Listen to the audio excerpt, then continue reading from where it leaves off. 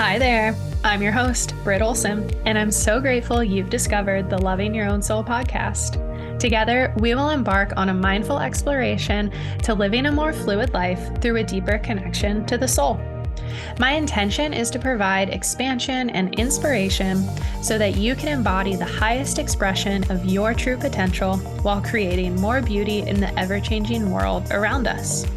I hope you've arrived here with an open mind and an eager heart to receive all that resonates while leaving behind everything else. If you're feeling ready, let's get into it.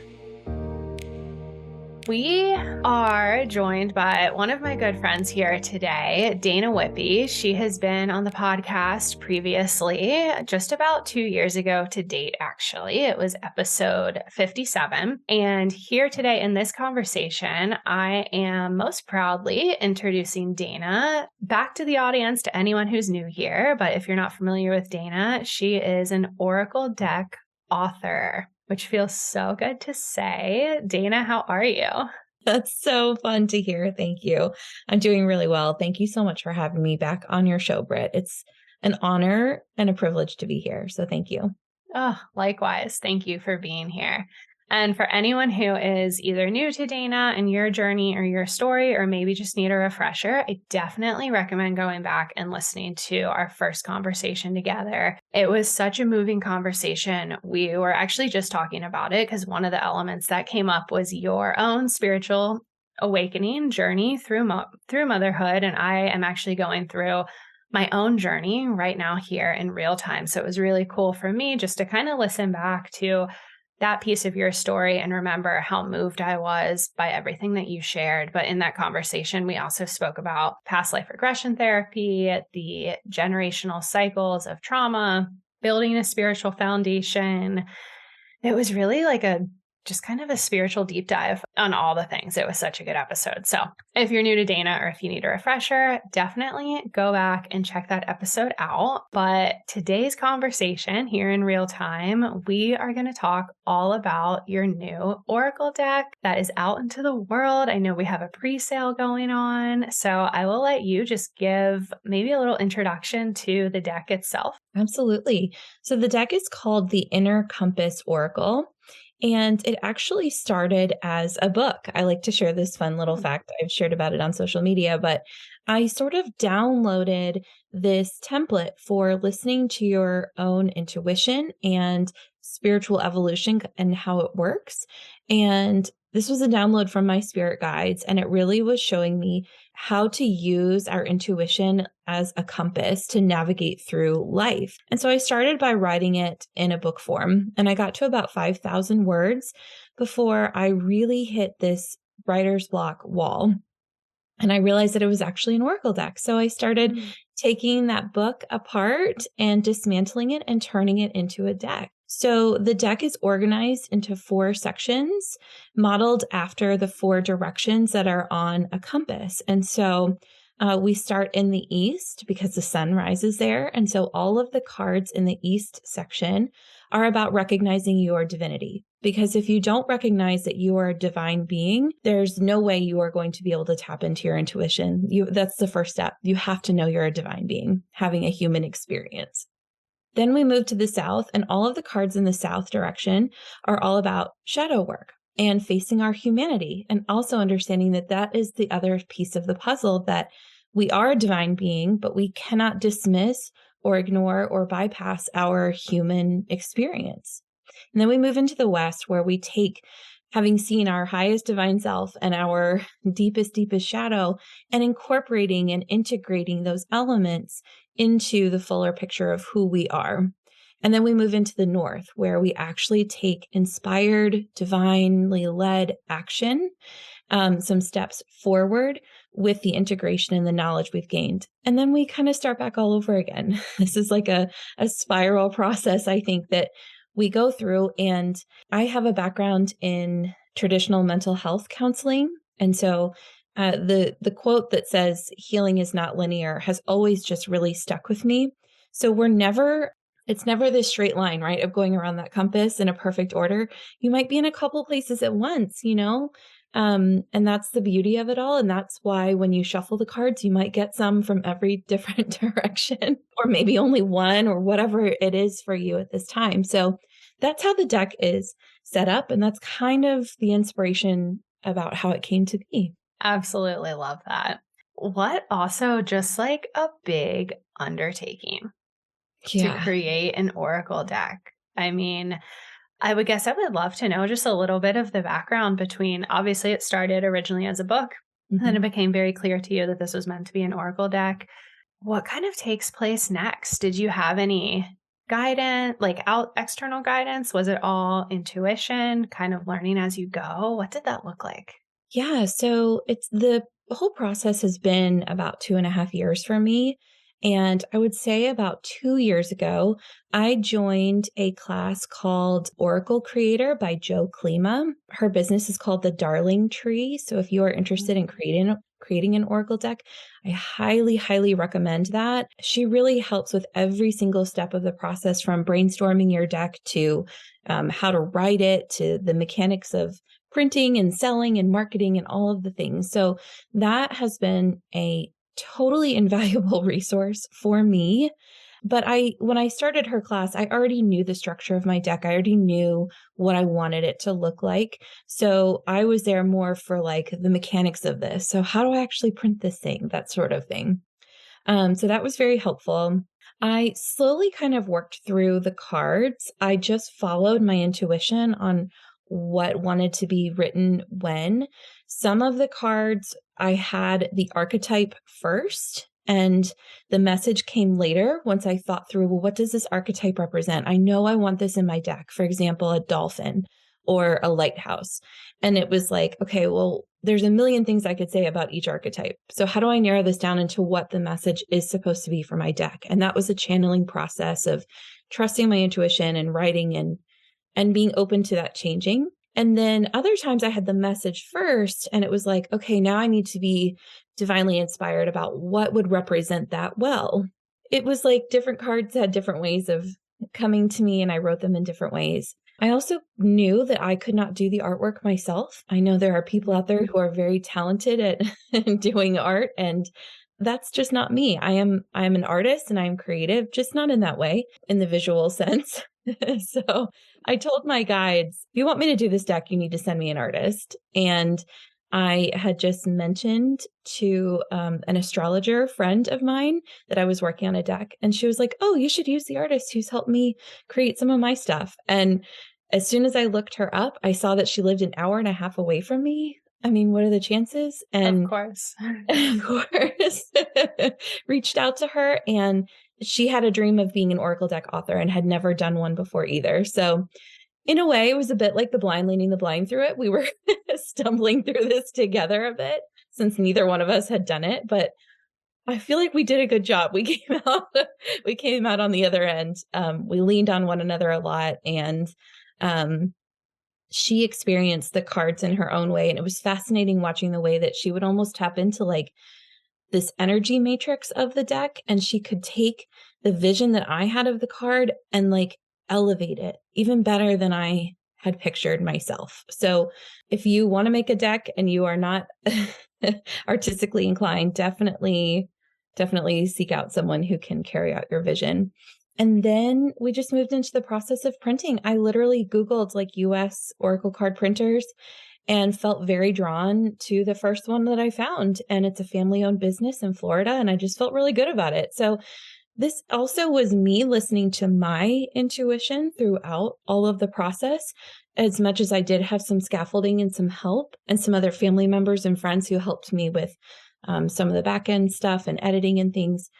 It still taught me heavily to rely on my intuition in a different way as well. Wow, I love that. What a divinely led process. That's so Totally. cool. Oh, that's so special. And I mean, you can just feel the energy in the deck itself. Obviously, I haven't touched and seen the physical version yet. I did order mine and I'm so excited Thank for you. it. But just in looking at everything that you've been sharing online about the deck, and it just feels so special and so potent. Yeah, I just cannot wait to see just where this deck goes, and once it gets in the hands of others, So beautiful.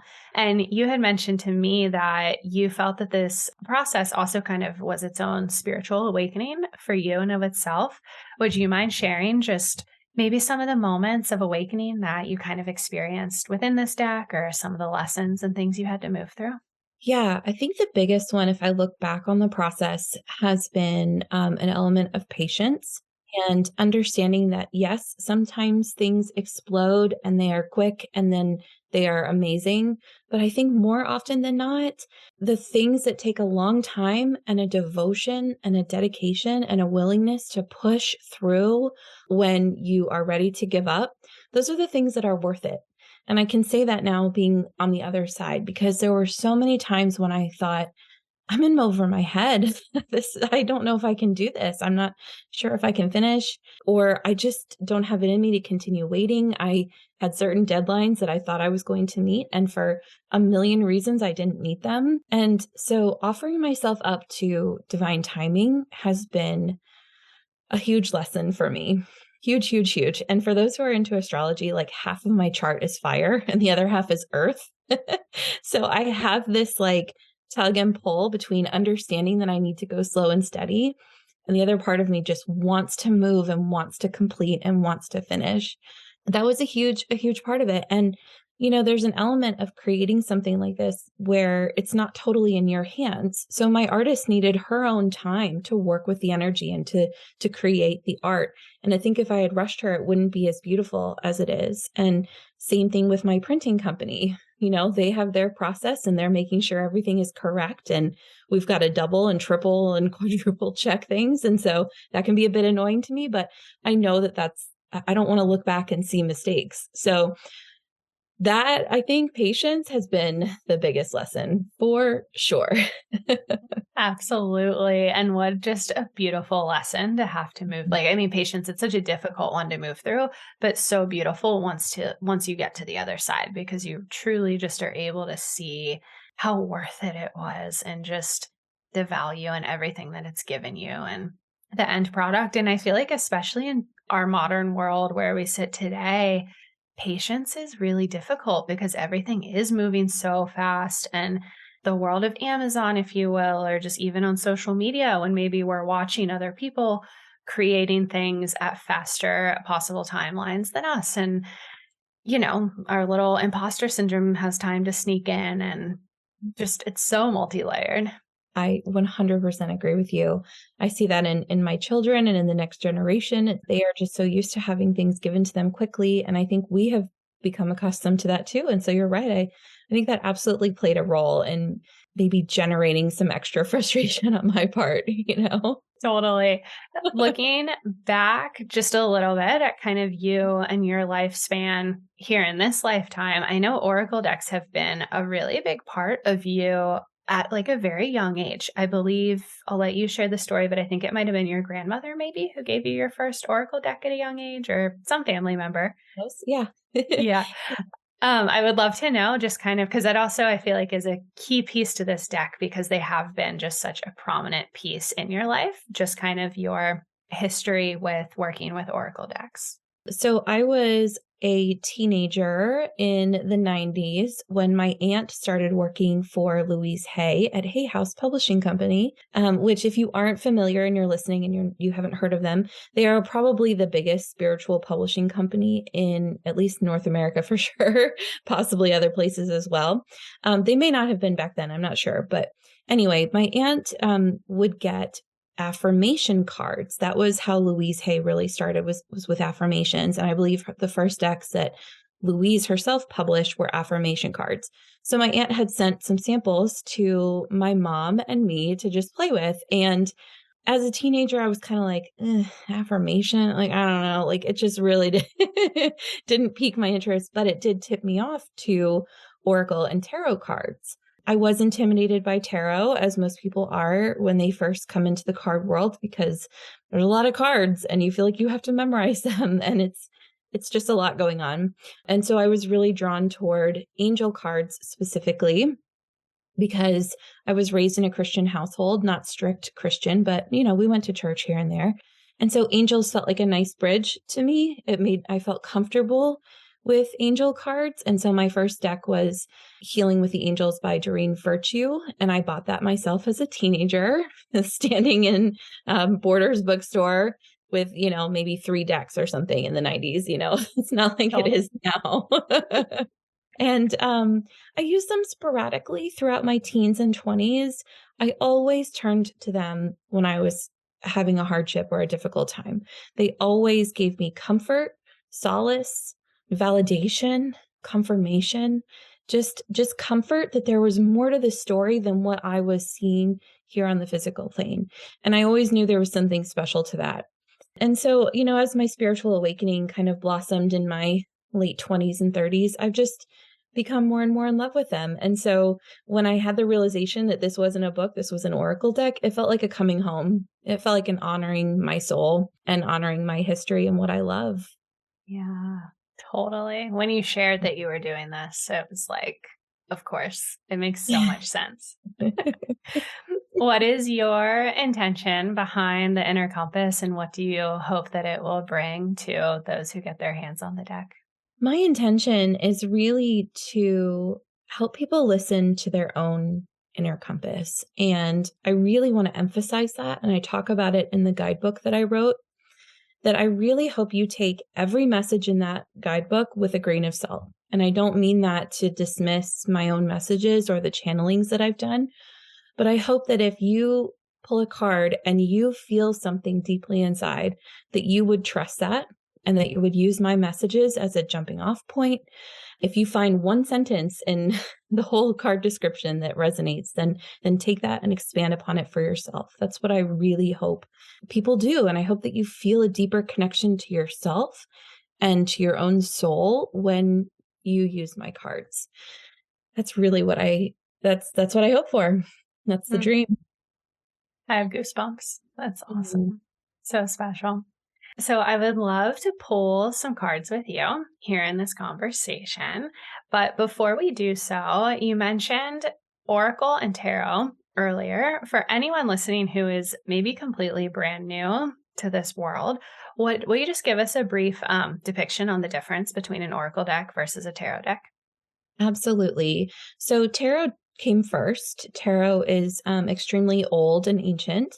It has a very set structure. So tarot is always going to have 78 cards, and they are going to be divided into 2 sections. There's the major arcana, which details what's called the hero's journey, the fool's journey. It's kind of the story of our lives here on earth and the big, huge spiritual lessons that we learn. And then you have the minor arcana, which is what you know as the traditional playing cards. So there are 4 suits. And within those 4 suits, it describes kind of our day to day life activities.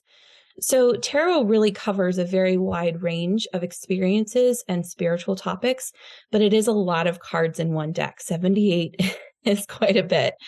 Oracle is much more free form and free flowing. There is no set amount of decks. There is no set structure. You don't have to have suits. You can have any type of theme or topic. And that is why I chose Oracle, because you can see how the compass came to me and I knew I had to have 4 sections. So that right away doesn't fit with tarot. They're just much more open and free form. And I would say that Oracle are a bit easier to come to and a bit less intimidating if you are new. Definitely start with an Oracle deck. Cool. I love that. And you have 44 cards in your deck? I do. Is that Yes. I have right? 12 per section. Yeah. Mm-hmm. Yeah. Oh, I love it. 40. I can't do math. Is it 48? What's 12 times Um, 4? I 12 think it's times 4 would be 48. So 48. 48. I Yeah. can't do math. Yeah. That's okay. We don't That's need not my math right strength. now. Yeah. You just built an entire Oracle deck. So you're good 48, there. not Yeah. 44. And I know as well right now, I believe your deck is on pre-sale. Where can people get your deck and where can they find it and start ordering? Yeah, right now it's listed on my website, which is danawhitby.com, WHITBY. And you can just click on the Inner Compass Oracle and you can learn all about it there. So that's the simplest way. And until May 28th, I am running a discount code. If you use the code COMPASS15, it'll take 15% off of your order. Amazing. And I will link all that in the show notes as well. Perfect. That sounds great.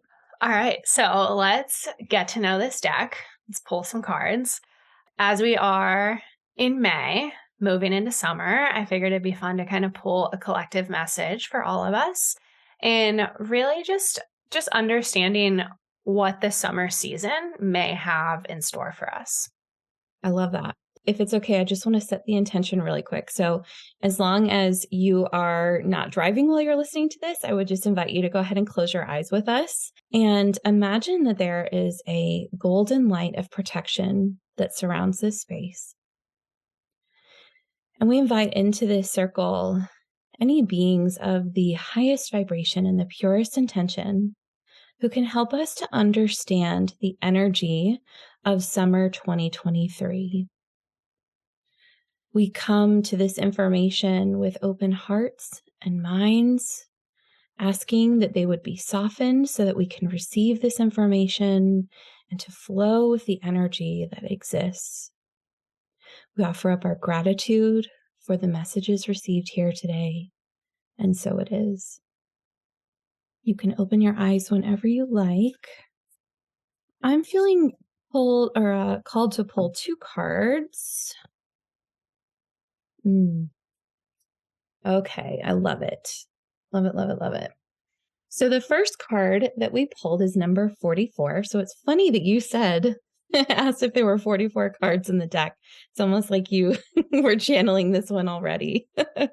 Most likely. Yeah, it's calling to you. So card number 44 is the Nautilus.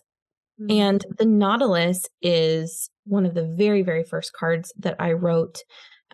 This one has been around for 2.5 years. It's probably one of the longest ones. The Nautilus is an ancient cephalopod that has been around long before the dinosaurs, long before many creatures on this earth. So it's very, very ancient. And as the cephalopod grows, it creates a chamber within its shell. And each time it moves into a new chamber, it completely seals the one off before it. So when this card comes up, we are often presented with sometimes the same old, the same core problem or issue that we feel like we have dealt with a million times before, but is just in a new packaging. And we have to remember that we are spiraling around like this cephalopod. We are moving into a new chamber. And as you spiral around in your life and come back around to certain things that feel like they're old, you have this evolved spiritual awareness that can help you to make a change and to do something different with the quote, same old problem. So you're approaching something that may feel like, gosh, I thought I had solved this. I thought I had handled this. I thought I had done everything I could and I'd healed this. And so this card can represent a bit of frustration when it's like, I really don't want to deal with this again. But the reminder here is that you have evolved and you have grown since you faced this challenge the last time. You have sealed that door on the previous you, and you are going to approach this in a really evolved, conscious way. So that is the first message for summer. So if you feel like things are kind of stirring back up in the summer, know that you can handle them in a totally different way. I love that. Yeah. Yeah, that's a good one. And I love that this card came up second. So the second card is the Morning Star card. This is card number 6, and this is actually the artwork that we used on the cover of the guidebook as well as the box. So it feels extra special to me. So you might recognize this artwork. And I will send these to Britt so that we can share them on social media so that if you're listening, you can see them too. But the Morning Star card comes from the east direction. And so this is all about recognizing that you are a divine being, and not just a divine being, but you are literally a bridge between worlds. You are stardust that has come down from who knows where, and you are here on this earth, and you are this magical bridge between two places. And the morning star is actually the planet Venus, but it can be seen in the times of twilight and dusk, those moments of transition between light and dark, and it can be seen on the horizon. And so it really represents this time of transition and understanding that you might have one foot in one world and one foot in another. And it goes nicely with the Nautilus card that some old things might be coming up, but you're also stepping into something new. Again, the bridge imagery here. So try to be gentle with yourself, knowing that you are kind of in between two different places and you are closing some of those chambers of the Nautilus and moving into something new. And so, yes, you're going to come at things from a more conscious place, but also you might make some mistakes again, and that's okay too. So having that grace and that compassion for yourself as you move into both worlds is really an important thing. I think that's really interesting that both of these came up for the summer. I love that. I think so too. Yeah. And I love it as well, just these particular cards and that we're speaking intimately about your deck. They feel very prominent in that conversation. And then Mhm. just with the summer, yeah, it feels a lot about too, just like growth and expansion and even just making note of all that you learned with patience throughout the creation of this deck as well. Through these experiences, there might be a little patience that also needs to come through. Patience of the self is kind of mostly the energy that I'm feeling. But it is cool though, especially with the Nautilus card, as we are continuing to evolve. And even sometimes when this experience comes back again and you're like, dang it, not again. I find though that like in our evolution, we're often able to like transcend and move through things more quickly too, which is also nice and could kind of also come as like you can take a little bit of a deep breath too, knowing like it's okay. I've got this. Like I Right. know where I'm going. So Yes, yeah. absolutely. I love those messages that you added to this as well, because I think it's very relevant. And yeah, I love these cards so much. I think it's interesting too that we also got one card from the east, which is where the sun rises, and then one from the north, which is kind of inspired action. So there's also this element of remembering your divinity and then taking action with that as well. Oh, I love that. Hmm. That's so cool. Yeah. Yeah. Yeah. Oh, Very. yeah, those are so beautiful. But yes, definitely send those to me. 'Cause I'll definitely include those on social and everything. So that way those listening can see the cards too, because the artwork is beautiful. I do just want to give a shout out to your artist because Yeah. it's very captivating. And again, this is only me looking through a digital lens too this entire time. I'm sure in person in your hands, they're just that much more impactful because they really have a presence to them. Um, yeah, they're just so pretty. What was the decision by card number 6 by choosing that artwork to do as the cover and everything? Yeah. So it really was just there's not like a ton of reasoning, but my artist was kind of struggling with which one to pick. And she reached out to me and was like, Do you have any preference? And just shuffling through them. And again, you can see this imagery when you look at the pictures I sent Britt, but I just loved that this is a bridge card kind of talking about divinity and humanity and being between both, because I really think that actually sums up my deck nicely. And I love the juxtaposition in the artwork of this, where there's like the sun rising or setting, however you want to look at it. So it's like this beautiful brightness on the top, but also this dark depths on the bottom. So I think it has a lot of representation as well. And there's also a woman standing there just with her arms outstretched and these beautiful sun rays like beaming above her. And I just think it's just so full of hope and promise and excitement, and so it just really kinda captivated all the feelings I have about my deck, and my artist agreed. She's like, "Let's do it." She's like, "I don't see another one that works as well." So, we just agreed. It just worked out. Yeah, it's perfect. And I do love that interpretation when looking at sunrise or sunset artwork, and that it truly is an interpretation of, are we viewing the sunrise or sunset? And It's up to you. mhm. Yeah, exactly. Oh my goodness. I absolutely love it. And for those, if anyone is not yet following you on social media, I know you have been sharing so much about your deck lately. I've also been loving just your content surrounding the deck and Yeah. just everything. It feels so good. But where can people find you? You can find me on Instagram at Dana Soul Rises, and also on TikTok because I try to be younger than I am, at Dana Whitby.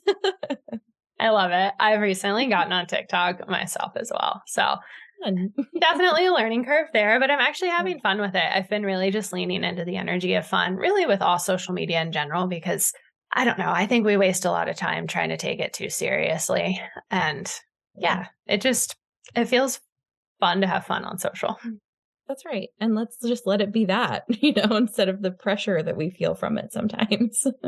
1000%. Now, as we kind of close out our episode, I did want to end with one final question. And that question relates to the name of this podcast. So, right now, in this moment where you are in your current life, what does loving your own soul mean to you? Hmm.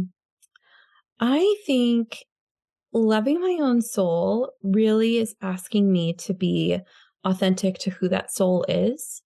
And this deck, I didn't mention this in a earlier when you asked me about the lessons, but this deck has also pushed me to be more authentic in who I am and claiming the things that I love. Even a year ago, if I had launched this deck, I think I would have been more nervous to talk about it publicly and to be open about the fact that I channel and I create these kinds of things. And so I feel like I'm honoring my soul and who I am at the core, not just in the human sense, but who this soul is and what she came into this lifetime to do. And I feel like I'm really in a place where I can start claiming that and stepping into it and not being scared of what other people think. And that's been hard for me over the years. And I think for most people. So this deck has helped me to love my own soul and what I'm here to do and to really embrace that. And so I'm forever grateful to this deck for pushing me to step into that. Wow, that's so beautiful and so inspiring. I will say, I myself am actually right on the bridge of really stepping into that myself. So it's just inspiring on this side of the table to see you truly being in that place. And again, just to act as that, level of expansion for someone like me. And I'm sure others listening that it is possible.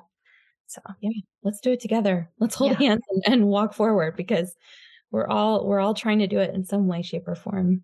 Yeah. And it's happening too. Yeah. It's such an exciting time. It Yeah, really, feels so vibrant right now.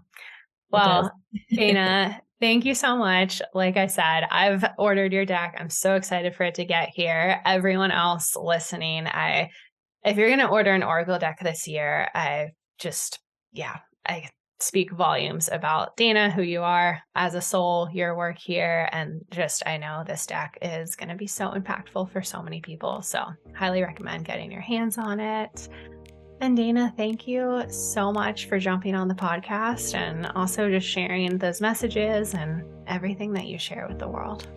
Oh, thank you so much, Britt. I truly mean it when I say it's an honor and a pleasure to be here. I couldn't love your energy more than I do. And I'm so grateful that you asked me to be here today and that we got to swim in this beautiful energy together. So thank you so much.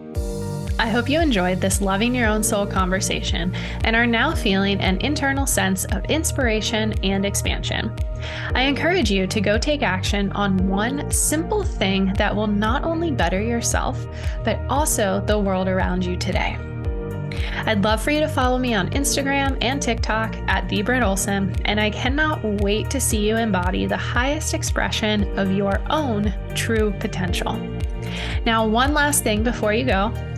Please don't forget to check out the show notes for special discounts on some of my favorite and well-trusted products that will serve you well in all areas of your life. And if you want to continue learning and connecting together, be sure to check out my website, thebrittolson.com. Plus, if you feel called, I'd love for you to rate and review the show, whether on Apple Podcasts or by sending me a DM on Instagram to let me know your thoughts. Once again, you can reach me at @BrittOlson on Instagram and exchange for your feedback or review. I'd love to send you my free ebook to making simple, modern smoothies that your mind and body will love. Plus, I will also include a special energy healing meditation. All you have to do is simply leave a review on Apple Podcasts or Spotify and screenshot it to send to me and/or directly message me your feedback at @BrittOlson on Insta. Thank you again for tuning in. Thank you for you, and I hope you have a beautiful day.